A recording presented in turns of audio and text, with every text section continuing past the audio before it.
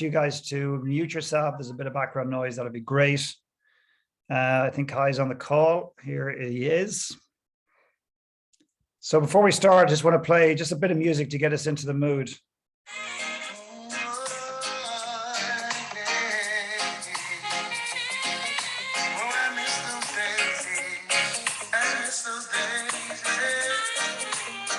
So welcome, guys and girls. So when I used to rock away, those were the days when we used to play. What a tune that was. What a tune. I saw that on your Instagram and I downloaded it, played it just for a bit of fun here today.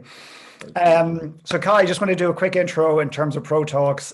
Pro Talks is a series brought to you by Canberra United FC, where we interview people who are in the game, people who were in the game at some point, whether it's a professional player, coach, etc.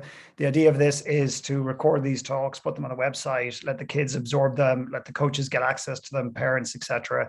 It's obviously about soccer to some extent, but obviously it weaves through life and sport kind of copies life and life copies sport to some extent. And before we get into it, I just want to just say welcome to Kai. He's joining us from, well, we'll find out in a moment where he's actually coming to us from. But I want to share a personal story very, very quickly.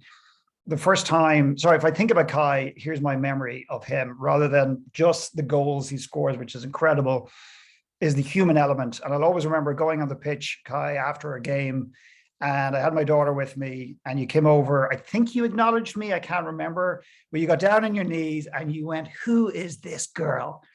And I said, "This is Maggie." And you said, "Hiya, Maggie." And you looked straight in her eyes and you gave her all the energy and effort you had, even though you played and the fans wanted a part of you and everything else. And you remembered her name and everything else. And when we left the stadium, Maggie said, "Dad, I think I like soccer now." And I went, "Oh, I wonder why." She goes, yeah, I like soccer now. So I just remember you being so kind and just so engaging. And I really appreciate that about you. So you can read some about Kai on the event page in terms of his career and everything else. Kai, welcome. Where are you coming to us from? Thank you. Thanks for that, Philip. Thanks for the introduction, and hello to everyone. This is amazing that we can all get in the same room together. I am currently in Montreal, Canada. Okay. So, bonjour. I'm still working on my French. Good man, good man. And listen, is it true that yesterday you played a game against Cincinnati? And is it also true that you assisted not just one goal, but two goals, and you actually scored as well? I got lucky.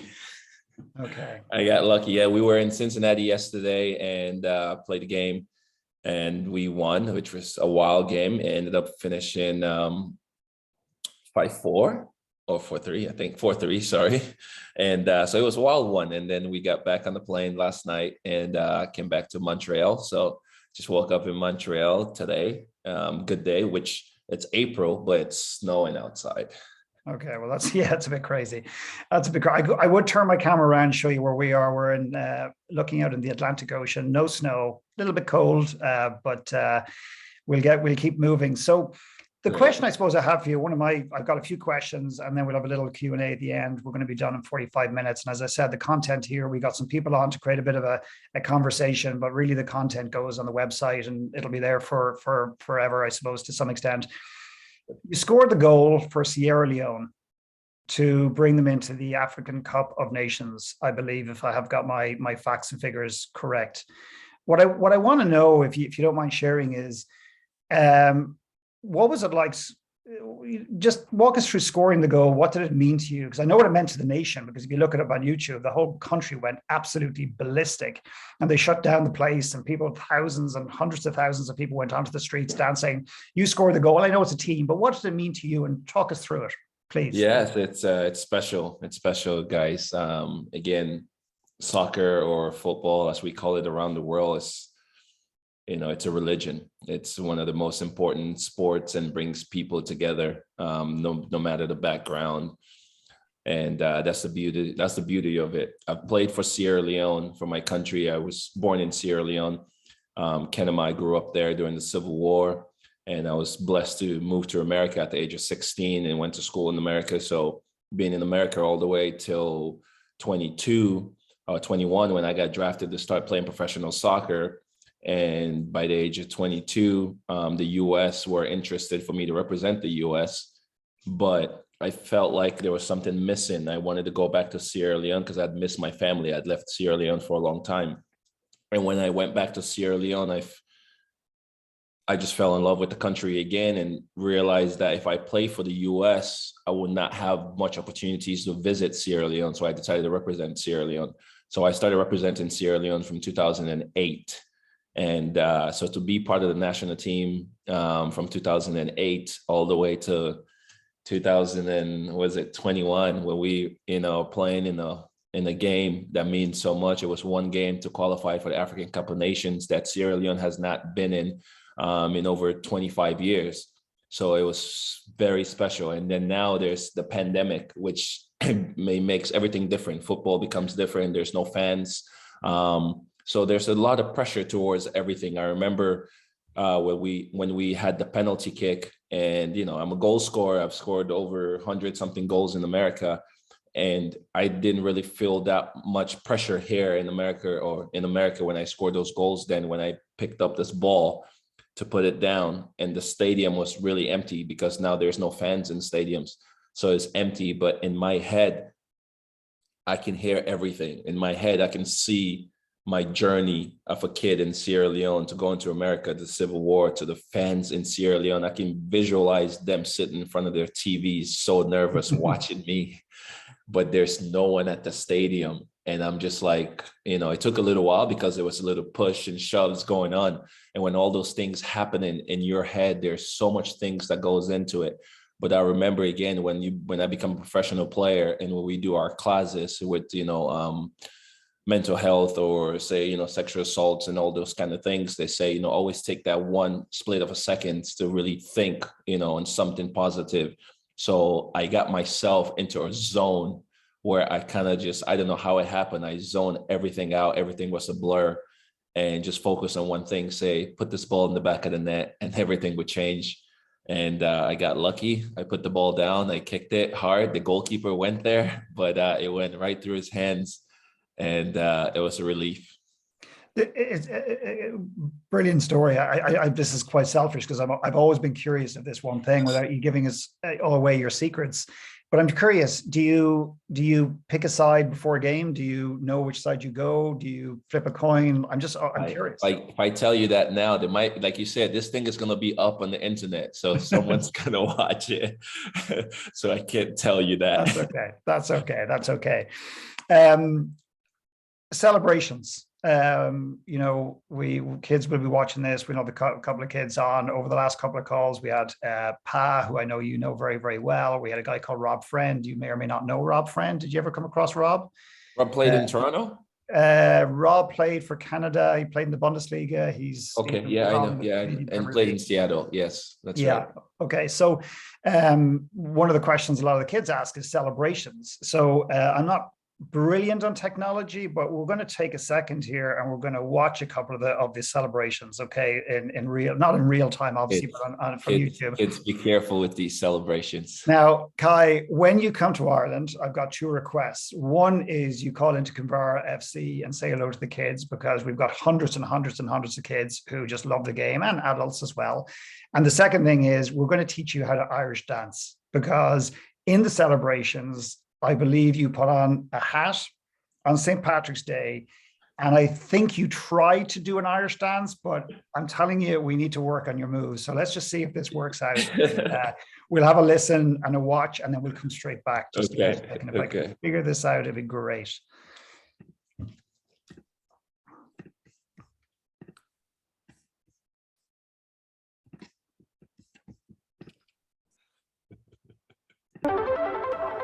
Look for the Irish dancing, ladies and gentlemen.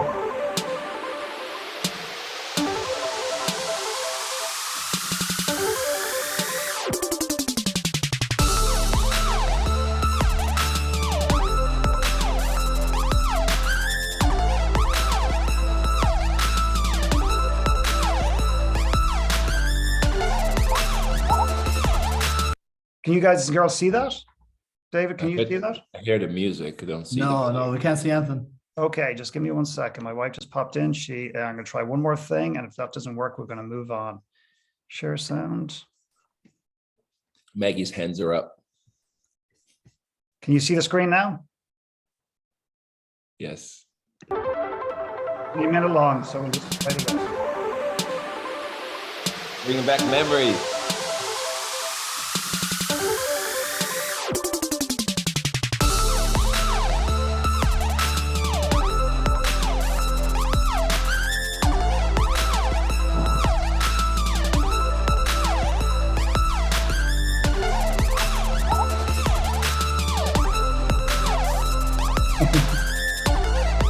Here it goes.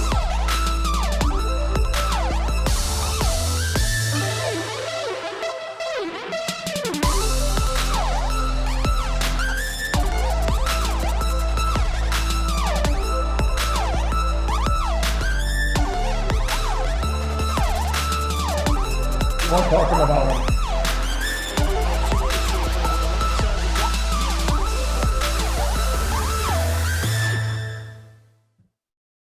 Love it, love it, love it. You got a yellow card for one of those, but we'll maybe won't discuss that one. I don't know. I've got a couple of questions to keep going, but I want to know what keeps you going, because you've had an extraordinary career. I mean, I think you've scored 131 goals as of yesterday in the MLS or in America. And I think you're about only 3 more goals away from being third in the all-time goal scoring list, which is ridiculous. You don't look like you've aged a lot from the videos, but what keeps you going physically? What do you do physically, whether it's nutrition or working out to keep your body and moving? And what do you do mentally, if that's a fair question? I found, and you say don't look like I'm aging. I found one gray hair like a couple of weeks ago. So it's coming. It's coming. Wow, thanks for that. I've never seen those highlights before, just putting celebrations together, but that's great. When I said, born and raised in Sierra Leone, West Africa, in the Civil War, that's what keeps me going, because I was just blessed to be able to get out of that, move to America, have the opportunity to go to college. And my mother was working so much that I had to focus in school. Growing up in LA wasn't, the best places to be at. So I had to focus in school, play sports, which I ran cross country, played volleyball, and played soccer. Sorry guys, I'll keep saying soccer because I'm so used to it. I just say That's football. okay. So I did those to really stay out of trouble, but the whole time I've been doing this is just in my head. I know I'm blessed to have, gotten out of Sierra Leone, what happened there. So I'm just one big happy kid. I have 3 kids of my own, but I feed off of them now. But I've always just been this one big happy camper, and I enjoy, playing this game and not really worried about, again, goal scoring, because I knew goals would come. And to me now is when goals come, I have to make sure that I'm celebrating them. And that's how the celebrations all came about. And when you talk about mental health, I didn't really know much about mental health before, because you don't really focus too much on it, and this is to say, even for African people or Black African people, we tend to look at ourselves as being strong. I look at my mom and say, oh, my mom was strong. Or I look and say, no, we came from Civil War, or we don't have anything in Africa, so you should not worry about those things. But now that I've played for so long, and when we met actually in Colorado, and those are the times I actually started focusing more to know that there is, such thing as depression. There is such thing, as mental health issues that we should worry about, because the times that I can't sleep because I don't have a contract, or because I'm not playing well, because I'm not scoring goal, those are the times that you really do need somebody to talk to. So I cherish, and I'm grateful the fact that my upbringing does help me mentally, makes me mentally strong. But at the same time, I think it's, I don't want to call it a problem, but a deficit, because I don't let myself get emotional about stuff that I should be emotional about. I always want to tell myself, nah, you're strong. Nah, you're strong. And again, as they always say, not just because we're men or boys, we shouldn't cry. It's okay to cry. But I feel like I've always held myself back from those things, just, to push myself too hard. Yeah. Yeah, cool. Thank you. Does a record like being number 5 in MLS, having scored 131 is the number I have, it may or may not be 100% correct, I don't know, and feel free to correct me. Is that important to you? And do you have a goal that you would like to achieve, whether it's MLS goals or anything else? I'm just curious. No, it wasn't. It wasn't important to me. It was never important to me. Like I said, I was just happy to be playing. That's why I've played for a lot of teams. And people say, why do you always move different teams? Because I'm just happy to play. I'm happy for Montreal, CF Montreal to say, Kai, we want you to come to Montreal to play for us. Because then in my mind, I get to meet new people. I get to make new fans. I get to, put happiness or share my story with different people. So I've moved to different teams and all around, in England and all these places. I never focused so much about that until a few years ago now, that the people close to me started saying how important it was, that I'm top list of MLS goals. And I said, okay, so to make, my not fans, but my family happy, and that, they believe in me, they trust me. And I feel like I can't do any wrong if I continue to score goals. And the higher I go on that goal chart, the more they get to celebrate. I scored a goal yesterday, and most of the messages was, oh, you're 3 away from number 3 and you're this. And I just go, okay, so I'm doing it for you guys. It's not really for me. I'm doing it for the ones that really like it. Interesting. Scoring in the Premier League. Like where do you even... That was also not for me. That was for Sierra Leone. Like, I remember going to Sierra Leone in 2006 when I first started playing professionally. And by 2008, David Beckham came into the MLS. And 2006, nobody really knew about MLS in Sierra Leone, Major League Soccer. And later on, David Beckham came into the league, and then you go to Sierra Leone and everybody's talking about, MLS, Major League Soccer. Now we had the David Beckham effect. And then, but more people in Sierra Leone goes, we still can't watch the games. We can't see the games. We want to see you play in England. We want to see you play in England. So as time went on in 2010, Sierra Leone started getting better in the FIFA rankings. So I started deciding, okay, I want to play in England just to make my people in Sierra Leone happy. When I moved to England, I did not know there had not been another Sierra Leone that hasn't scored in the Premier League. And so when I was able to score a goal against Everton in the Premier League, the first interview I did right off the pitch was, how does it feel to be the first Sierra Leonean to score? And I was just like, just to hear that and hear, my country's name made me proud. And I said, okay, that's it right there. That's why I do this, because now it's not for me, but the rest of the Sierra Leoneans, and they still keep talking about it.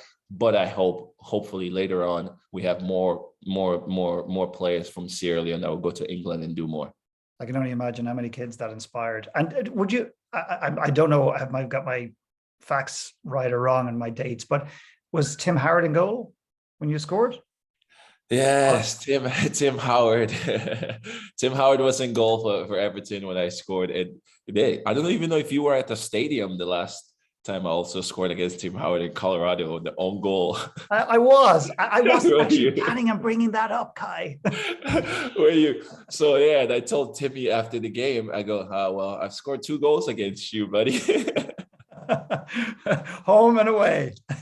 Yeah, I love it. I love it. Timmy was in goal, and that's the thing. That's when I say I'm such a big kid in this dream world that I'm living, because here's Tim Howard, who's American, who grew up here, and I watched him play in Major League Soccer before he went to Europe, and I get the chance to go to England and play in England, and then the game I score ended up being against Tim Howard in goal. Like, I can't write these stories any better than that.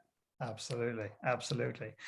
I want to just ask you maybe 1 or 2 more questions. Now we'll hopefully, guys and girls, if you can participate and ask a couple of questions, that would be really helpful and useful. Walk us through, what's this? This is a celebration. This is something that we see you do a lot, but I know it's not just a symbol. I think it represents something much bigger than you or for you. Give us a bit of background, please. Yeah, thank you. You did it right, actually. Some people do all different. Gareth Bale does it like this, but heart-shaped hands.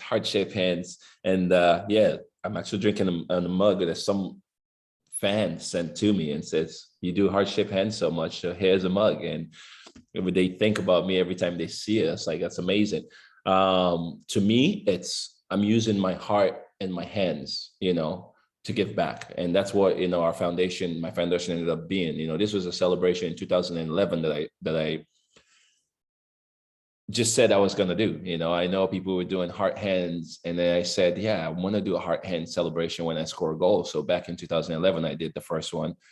And to me, it's the love. Like I say, my upbringing gives a lot more towards everything. And then even when I did name my foundation after it, I'm using my heart and my hands to give back to my country, Sierra Leone.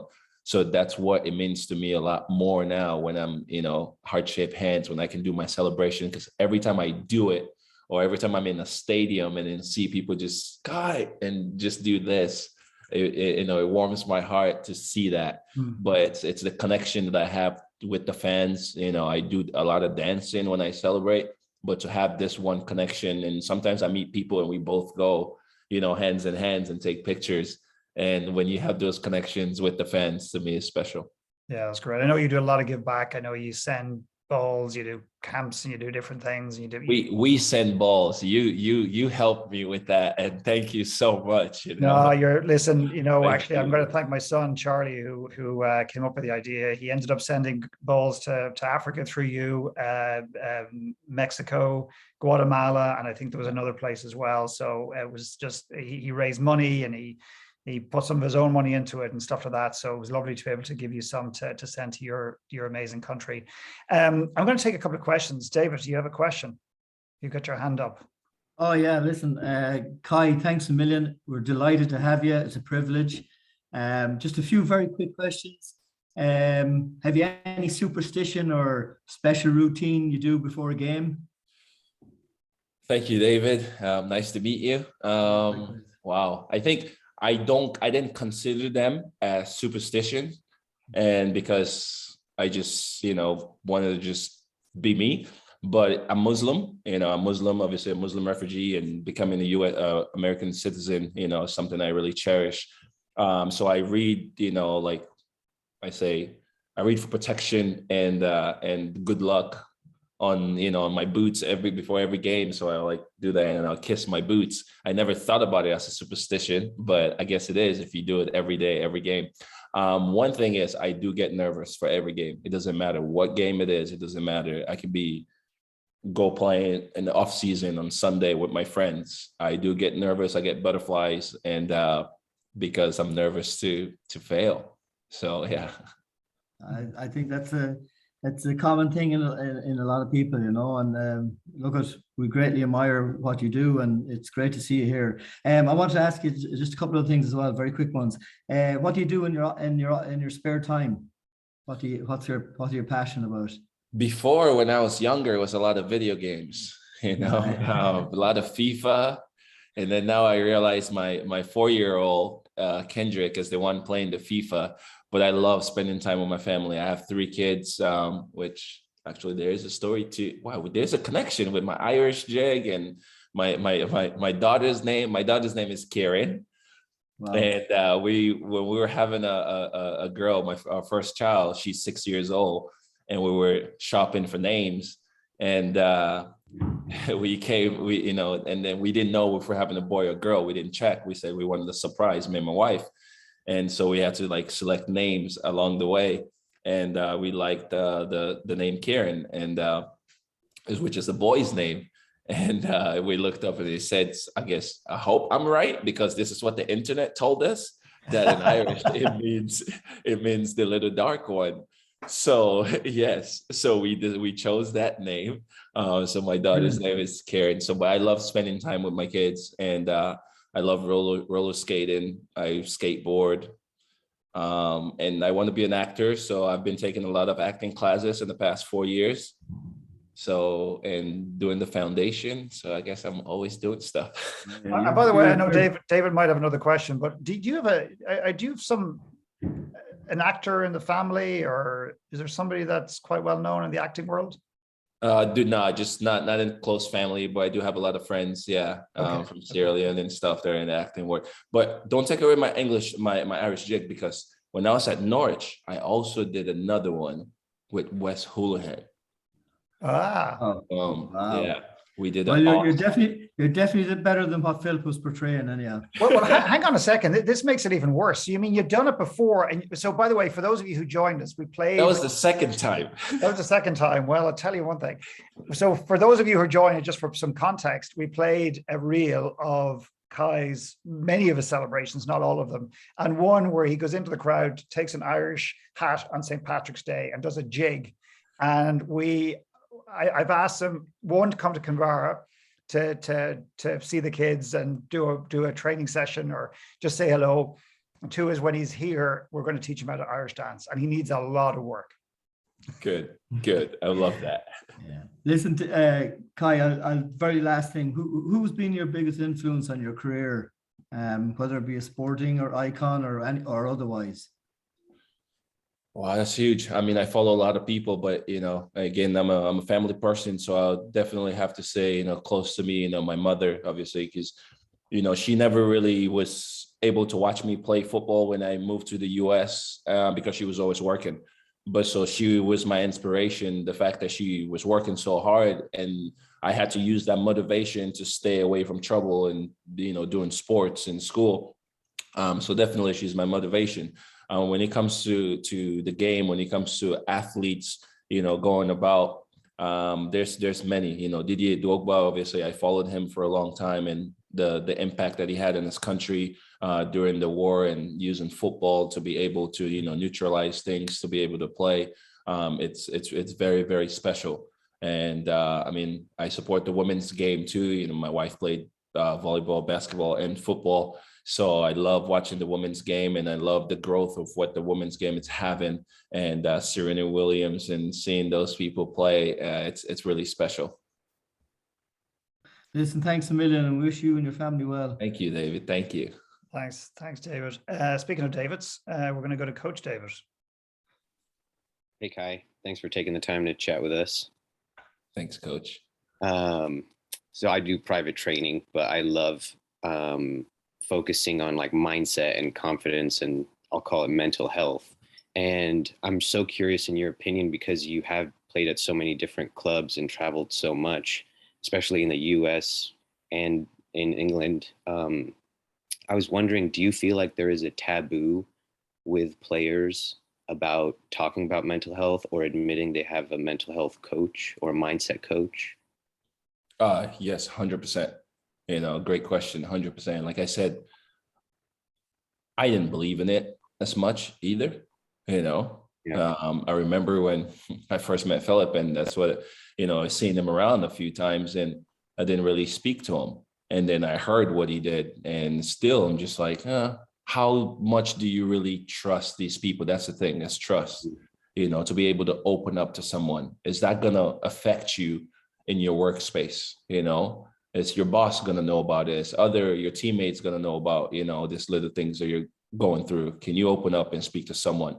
But now I would say, going around, which is becoming bigger and bigger in different teams, and people are offering helps, because we've always had it in Major League Soccer where there's a helpline.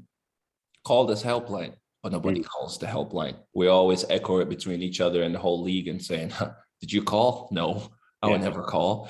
But when you start having someone and you connect with and comes into the club, and you can see them every once in a while, and then you start building that relationship with them, then you're able to open up to those people, because we need it.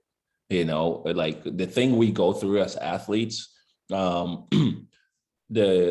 World Cup draw was just made. Yeah. And I'm here with 6 Canadians on my team. And the World Cup draw is made now. The World Cup is not till November. And I remember when the African Cup of Nations was going, when we had our draw, I think it was in August or September. And then the African Cup of Nations is not all the way until January. This is the mental health aspect where people don't really focus on. That's what I told some of the players. I say, if you need to talk, please, I'm here. Ask me questions. Because there's this 6 months period that you have to prepare yourself mentally, physically. Every time you step on the practice pitch, you're worried. You don't want to get injured. You don't want to miss it. You want to be there. And I remember because my kids were every day remind me, when are we going to Cameroon? When are we going to Cameroon? So every time I'm playing, I'm not always worried about I got to play hard so I can be in shape, but I'm also worried I don't want to get injured. I don't want to disappoint these people. And then there's so much that goes through your head, and who do you echo it to? Who do you talk to? And how do you get back to your neutral, site? It's so it's very important. David, like it's super, super important. And I hope that more spaces have it, but I hope that when they do have it, relate to the athletes more instead of like just being a doctor first, because we're really, really hard to like start trusting people and open up. When we start seeing you as one of us, then we can open up. Yeah, great. Thank you, Kai. Brilliant answer. Am I allowed to ask one Yes, more? please. Absolutely. Yeah. I'm crazy about the Premier League, and I was just curious, especially when you were in the Premier League and also taking into account all the other clubs you played at, what did almost all the players you played against or played with have in common that made them professionals? The first word that comes into my mind is sacrifice. And that's what we have to give. What are you going to sacrifice? What are you going to sacrifice? Am I going to miss this party? Am I going to miss hanging out with my friends? Am I going to miss doing this because this is what I want? What do you want more? So the sacrifices that you give for what you want more, that's what you're going to get out of it. There's so many talented players and people that have been around for so long, but how much did they sacrifice to get what's really important? Being in England, it's different than being in America. Being in England, most players were in it when they were very young. They've been in it for a long time. There's a lot of money that gets put in front of them. So most of them, I guess I could say, misuse their opportunities. But when we grew up in America, you have to go to college to get drafted. This was before. Now it's a little bit different. Players are coming in earlier. But just the journey of having to go to college before you get drafted, we're getting drafted at the age of 21, 22, 23. There's a lot of work you've done before you got there, instead of being in England when you started to play Wayne Rooney, at the age of 18, you're already playing the Premier League. So yeah, but the word sacrifice is really what I'll say. Thank you so much. Thanks, David, for the questions. Thanks, Kai. Anybody else have a question? Well, then we're going to start to begin to kind of wrap up as well. Anybody else got a question? Porg, anybody? Alan, Jimmy? Anybody? Come on, Jimmy. Jimmy's got his hands up. You've got to unmute yourself. Porg? I've got a question, Philip. Pauline. Yeah. And by Hey, the way, Kai. Kai, you know Pauline. This is my Hello, wife. hi. You Yes. guys- I've never met you, Kai, but I've heard Oh, so much Emily's about here. you, and I've seen you play many times. So we absolutely love you. So thanks for all that you do. So you've played for lots of clubs. So just wondered, which is your favorite one that you played for? Ooh. Maggie, Charlie, should I answer this kind of question? That's a nasty Am one. I gonna get in trouble if I answer this? Apart from your current club, okay? So you don't have to say Montreal. I am a small town person, even though, being from Kenema, which is a small town, 150,000 people, and I grew up in Los Angeles, California, which is, I don't even know how many people are in Los Angeles, California, but I blossomed when I played for little clubs. When I played for Kansas City, it was more of a family-oriented place. So I really loved it, and I blossomed and I did well. And same thing when, obviously when we're all in Colorado. So I've always done well playing for like little towns. So I'm gonna be completely honest and say, yes, I do love all the places that we've been. Even when I was in Middlesbrough. In Middlesbrough, I played for Middlesbrough, but I lived in a little town called Yam. And Yam was just a very small community where the neighbors, they're the fans, but we're all like a family. So Vancouver, I'll say, it's a beautiful city. Vancouver, Canada, it's a very beautiful city to live at. And when I started having kids and have 3 kids now, me and my wife, was all about moving into places that's very family oriented. Yeah. So Colorado, Kansas, Vancouver, they're not here in Montreal with me. they're in Kansas as they're all going to school. But I do well in smaller towns. Okay, thanks for that. And a second question, if I may. I know you've scored tons and tons of goals, but has there been a period where you've had a drought?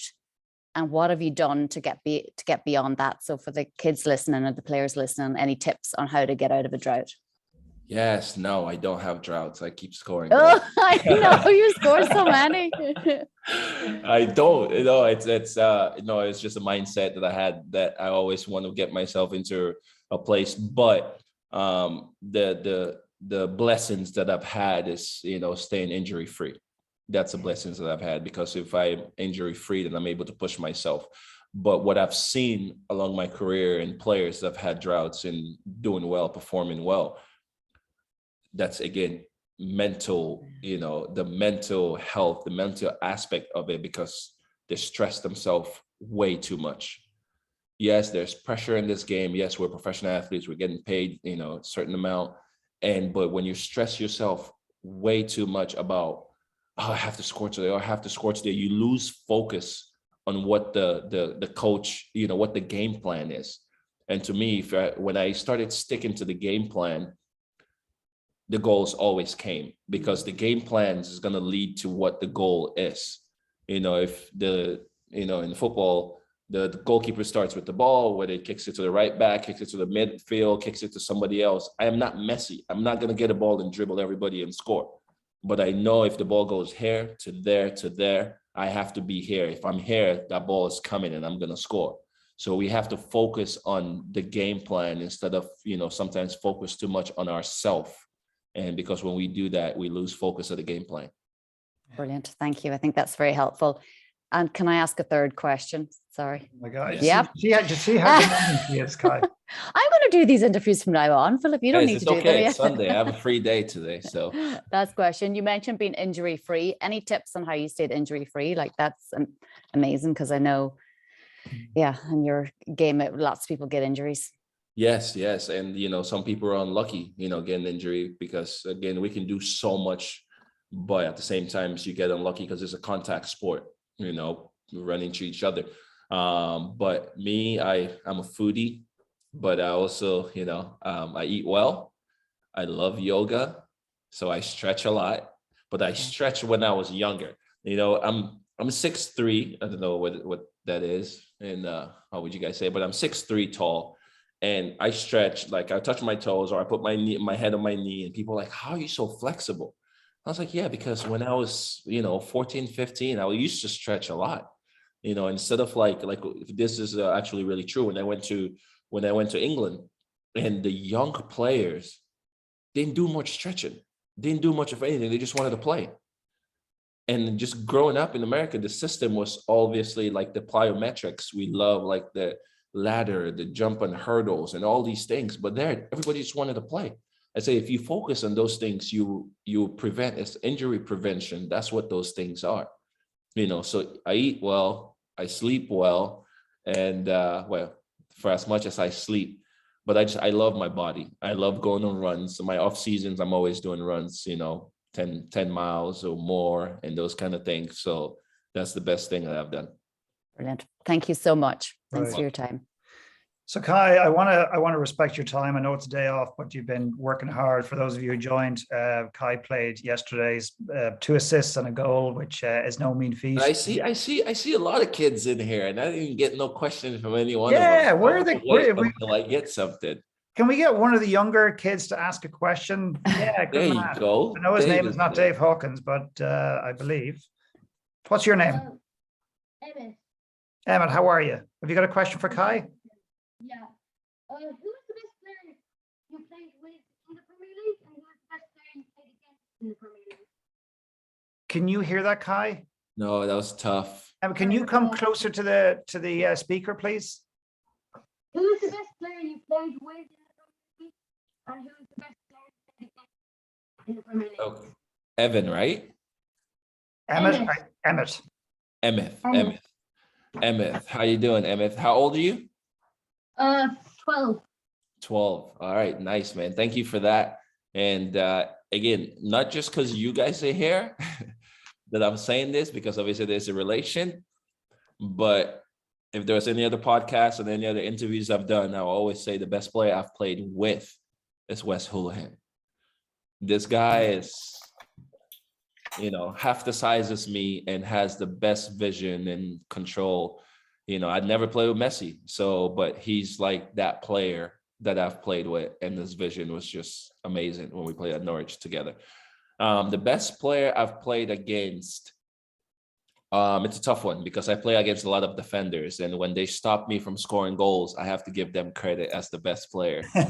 So it has to be one, but it will be a couple. When I played against Portland, it's a team in America, and Ridgewell, who played in England before, and he played with another guy named Nat Borchers.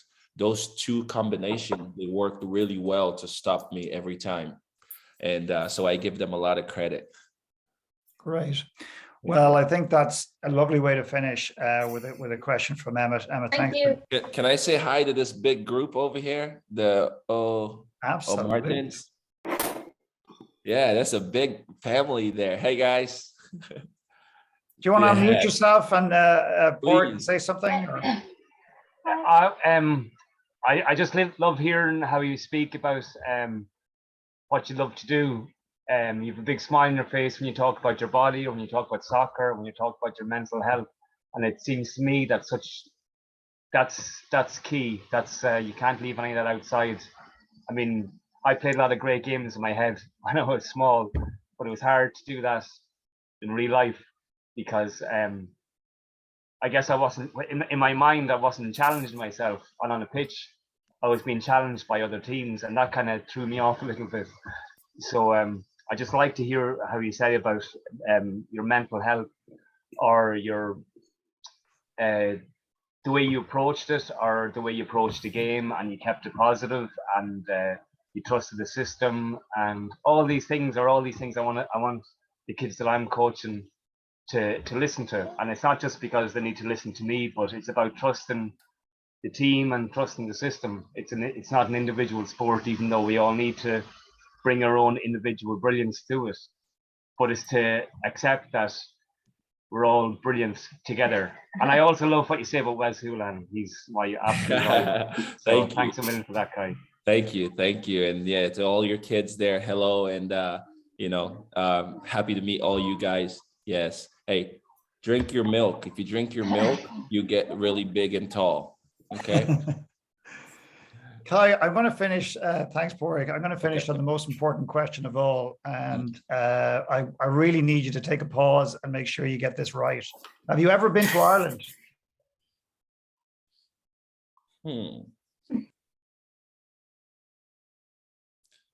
Not yet.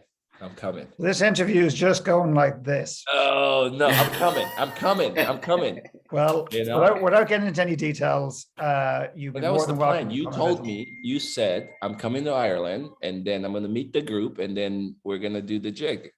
Done. Sold. Kai, on that note, thank you so much for taking your time to bring your energy, who you are as a man, number one, who you are as a father and a husband, and who you are as a player. You've been an inspiration to me, my family, these people, and who will watch this in the future. And I know your country at home. So I think there's only one way to sign out, and that Everyone, is that. come on. Thanks, Kai. I love it. Take care and thank you. Thank you, guys. God bless. Thank you. Bye-bye. Yes. Thanks, Kai. Thanks, Kai. Thanks, Thank you. Kai. Thank you. Thanks, Amelia. Bye now. Yeah. Being